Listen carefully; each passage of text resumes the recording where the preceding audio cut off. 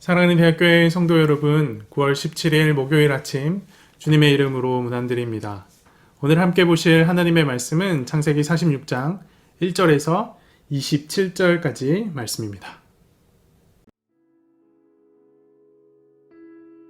이스라엘이 모든 소유를 이끌고 떠나 브엘세바에 이르러 그의 아버지 이삭의 하나님께 희생 제사를 드리니 그 밤에 하나님이 이상 중에 이스라엘에게 나타나 이르시되 야곱아 야곱아 하시는지라. 야곱이 이르되 내가 여기 있나이다 하매 하나님이 이르시되 나는 하나님이라 내 아버지의 하나님이니 애굽으로 내려가기를 두려워하지 말라. 내가 거기서 너로 큰 민족을 이루게 하리라. 내가 너와 함께 애굽으로 내려가겠고 반드시 너를 인도하여 다시 올라올 것이며 요셉이 그의 손으로 내 눈을 감기리라 하셨더라. 야곱이 브엘세바에서 떠날새 이스라엘의 아들들이 바로가 그를 태우려고 보낸 수레에 자기들의 아버지 야곱과 자기들의 처자들을 태우고 그들의 가축과 가나안 땅에서 얻은 재물을 이끌었으며 야곱과 그의 자손들이 다 함께 애굽으로 갔더라. 이와 같이 야곱이 그 아들들과 손자들과 딸들과 손녀들 곧 그의 모든 자손을 데리고 애굽으로 갔더라. 애굽으로 내려간 이스라엘 가족의 이름은 이러하니라. 야곱과 그의 아들들 곧 야곱의 맏아들 르우벤과 르우벤의 아들 한옥과 발루와 헤스론과 갈미오. 시므온의 아들은 여무엘과 야민과 오핫과 야긴과 스할과 가나안 여인의 아들 사울이요. 레위의 아들은 게르손과 그핫과 무라리요. 유다의 아들 곧 엘과 오난과 셀라와 베레스와 세란이. 엘과 오난은 가나안 땅에서 죽었고 베레스의 아들은 헤스론과 하물이요. 이사갈의 아들은 돌라와 부하와 욥과 시므론이요. 스불론의 아들은 세렛과 엘론과 얄르엘이니. 이들은 레아가 밧단 아람에서 야곱에게 난 자손들이라. 그 딸 디나를 합하여 남자와 여자가 33명이며 가세 아들은 시뵐과 학기와 순이와 에스본과 에리와 아로디와 아렐리요. 아셀의 아들은 임나와 이스와와 이스위와 브리아와 그들의 누이 세라며 또 브리아의 아들은 헤벨과 말기엘이니. 이들은 라반이 그의 딸 레아에게 준 실바가 야곱에게 낳은 자손들이니 모두 16명이라. 야곱의 아내 라헬의 아들 곧 요셉과 베냐민이요. 애굽 땅에서 오네 제사장 보디베라의 딸 아스낫이 요셉에게 낳은 므낫세와 에브라임이요. 베냐민의 아들 곧 벨라와 베겔과 아스벨과 게라와 나아만과 에히와 로스와 뭇빕과 훗빕과 아르시니. 이들은 라헬이 야곱에게 낳은 자손들이니 모두 14명이요. 단의 아들 후심이요. 납달리의 아들 곧 야스엘과 구니와 예셀과 실렘이라. 이들은 라반이 그의 딸 라헬에게 준 빌하가 야곱에게 낳은 자손들이니 모두 7명이라. 야곱과 함께 애굽에 들어간 자는 야곱의 며느리들 외에 66명이니 이는 다 야곱의 몸에서 태어난 자이며 애굽에서 요셉이 낳은 아들은 2명이니 야곱의 집 사람으로 애굽에 이른 자가 모두 70명이었더라.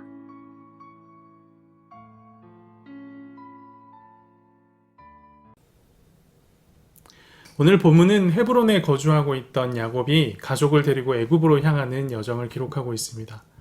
사실 이 여정은 누구도 예상치 못했던 일이고 급하게 시작하기에 굉장히 부담스러운 일입니다. 그래서 야곱은 하나님께 기도합니다. 헤브론을 떠난 야곱 일행은 곧장 애굽으로 가지 않고 중간에 브엘세바를 들립니다. 브엘세바는 아브라함이 우물을 파고 에셀 나무를 심은 후 하나님의 이름을 불렀던 곳이지요. 그리고 하나님께서 이삭에게 약속을 주신 곳이기도 합니다. 이젠 야곱이 이곳에서 하나님께 제사를 드립니다. 긴박한 결정의 상황 앞에서 하나님의 뜻이 어디에 있는지 물은 것이죠. 야곱에겐 분명한 기준이 있었습니다. 비록 죽은 줄 알았던 아들을 만나러 가는 길이고 또 기근을 피해 어쩔 수 없이 떠나는 길이라 할지라도 하나님이 원하시지 않으면 갈 수 없다라는 명확한 기준이 야곱에게 있었던 거죠. 그래서 현실에 밀려 불가피한 선택을 하는 순간임에도 불구하고 끝까지 하나님께 기도하며 그 뜻을 묻는 겁니다. 정말 성숙한 신앙의 모습입니다. 야곱의 옛날 모습들을 생각하면 참 생소하기도 하지만 하나님께서 한 사람의 인생을 얼마나 아름답게 가꾸어가시고 얼마나 멋지게 성장시키시는지 확인할 수 있는 대목입니다. 야곱이 하나님을 예배하고 하나님께 기도하자 하나님께서 응답하십니다. 오늘 본문 3절 4절 말씀을 보십시오. 하나님이 이르시되 나는 하나님이라 내 아버지의 하나님이니 애굽으로 내려가기를 두려워하지 말라. 내가 거기서 너로 큰 민족을 이루게 하리라. 내가 너와 함께 애굽으로 내려가겠고 반드시 너를 인도하여 다시 올라올 것이며 요셉이 그의 손으로 내 눈을 감기리라 하셨더라. 하나님께서 야곱에게 응답하십니다. 두려워하지 말라. 우리가 참 좋아하는 이야기이기도 하죠. 하나님께서 두려워하지 말라라고 야곱을 격려하신 후에 내가 너와 함께 애굽으로 내려가겠다라고 약속하십니다. 그리고 다시 처음 내가 너에게 약속으로 주었던 그 땅, 약속의 땅, 가나안 땅으로 돌아오게 하겠다라고 약속하십니다. 이 응답들을 통해 야곱이 무엇을 주목하고 있었고 또 무엇을 두려워하고 있었는지 우리는 확인할 수가 있습니다. 야곱은 하나님만 주목하고 있었습니다. 애굽왕 바로의 약속도 총리가 된 요셉의 어떤 직위도 야곱의 인생을 책임질 수 없다라는 사실을 분명하게 인지하고 있었습니다. 또한 야곱은 하나님의 약속을 주목하고 있었습니다. 하나님께서 약속으로 주신 가나안 땅을 벗어나는 것이 하나님의 약속에서 벗어나는 것은 아닐까 두려워하고 그것에 대한 하나님의 분명한 뜻을 묻고 있었던 것입니다. 하지만 하나님께서는 우려와 달리 두려워하지 말라라고 말씀하십니다. 애굽으로 가는 것이 하나님의 약속에서 벗어나는 일이 아니다라고 분명하게 말씀하여 주십니다. 그곳에서도 내가 너와 동행하겠다라고 말씀하여 주십니다. 이미 주어진 약속들도 반드시 이루실 것이다 라고 말씀하십니다. 하나님의 응답을 받은 야곱, 하나님이 함께 동행하시겠다고 하시고 약속을 이루시겠다라고 하시니 이제 더 이상 망설일 필요가 없게 되었습니다. 그렇게 야곱은 가족들과 함께 주저함 없이 이집트로 애굽으로 내려갑니다. 야곱과 함께한 인원은 총 70명입니다. 적지 않은 인원이죠. 하지만 민족을 이루기에는 턱없이 부족한 인원입니다. 인간적인 가능성은 희박하지만 하나님의 약속이 있기에 기대를 품고 애굽에 정착하기로 마음먹습니다. 오늘 본문은 여기까지만 말하지만 우리는 이 이후의 내용도 잘 알고 있습니다. 하나님께서는 이 70명의 인원을 가지고 애굽을 모판 삼아서 이들을 민족으로 성장시키시고 결국 가나안으로 돌아오게 하십니다. 비록 400년이라는 시간이 필요했지만 무려 400년 동안 한 번도 그 약속을 잊지 않으시고 신실하게 그 약속을 이끌어 가셨습니다. 오늘 본문은 뜻밖의 여정, 예상치 못했던 여정을 시작하는 야곱의 모습을 우리 가운데 잘 보여줍니다. 약속의 땅 가나안에 머물러야 하는가? 기근을 피해서 이들이 부르는 애굽으로 내려가야 하는가? 답이 정해진 것 같은 상황 앞에서도 하나님께 끝까지 기도합니다. 고통스러운 현실에 밀려서 불가피한 선택을 하는 순간임에도 끝까지 하나님을 주목하고 겸손히 하나님께 기도하는 성숙한 신앙의 모습을 우리 가운데 보여줍니다. 이런 야곱의 모습을 통해서 그리고 이 야곱의 모습과 함께 우리의 모습을 돌아봅니다. 코로나19가 우리를 뜻밖의 여정으로 이끌고 있는 지금, 예측할 수 없는 하루하루가 이어지고 있는 지금, 정말 우리에게 필요한 것은 무엇일까 다시금 생각하게 합니다. 야곱은 가나안을 떠나는 것을 두려워했습니다. 하지만 가나안을 떠나는 것이 기업을 잃어버리는 일도 약속을 저버리는 행위도 아니었습니다. 오히려 약속의 성취를 위한 과정이었지요.